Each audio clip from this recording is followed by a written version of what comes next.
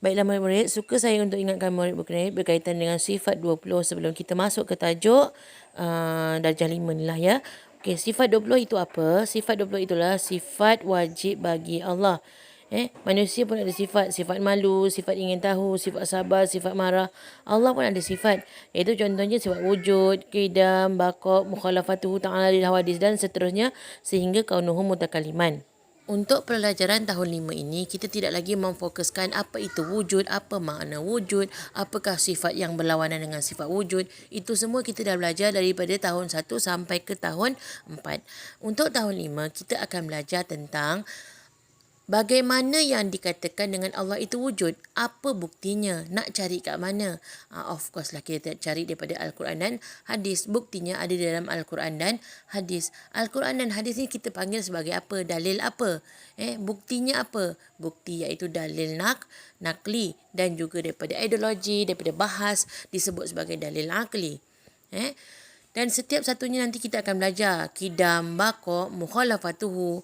Apa yang mengatakan Allah itu tidak bersamaan dengan yang baru? Mukhalafatuhu. Nak cari kat mana? Apa dalilnya? Apa dalil nakli dan aklinya? Itulah yang nanti kita akan belajar. Dan semua ini setiap satunya wujud qidam, baqa, mukhalafatuhu sampai kaunuhu mutakaliman. Apakah bukti dalil nakli dan aklinya? Itu yang kita akan fokuskan untuk darjah 5 ini. Untuk bab 1 ini, tajuk dia dalil akli dan nakli bagi sifat 20 terbagi kepada 4 bahagian. Kita akan belajar hukum dan dalil. Kita juga akan belajar dalil sifat wajib bagi Allah. Selain itu kita akan belajar dalil sifat mustahil bagi Allah. Dan yang terakhir kita akan belajar dalil sifat harus bagi Allah. Baiklah, sekarang kita akan fokuskan pada tajuk yang pertama iaitu hukum dan dalil mengetahui sifat 20 tadi. Dalam sifat Allah tu kan ada 20 dan setiap satunya tu kan ada dalilnya. Kan ada buktinya, akli dan juga nakli. Jadi sekarang ni kita memfokuskan tentang hukum mengetahui dalil tersebut. Bukan hukum mengetahui sifat. Okay, kita tengok dulu yang pertama. Kalau dia dalil akli, terbahagi pada dua. Iaitu secara ijmali dan juga tafsili. Dan yang kedua tu adalah dalil nakli. Okay, sekarang kalau kita mengenal Allah dengan mengetahui melalui akli, dalil akli melalui ijmali, maka hukumnya fardu ain.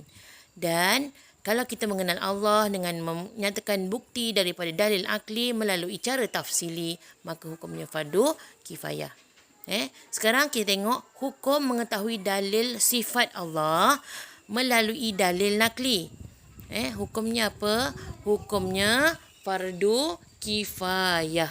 Ya, saya harap murid-murid faham.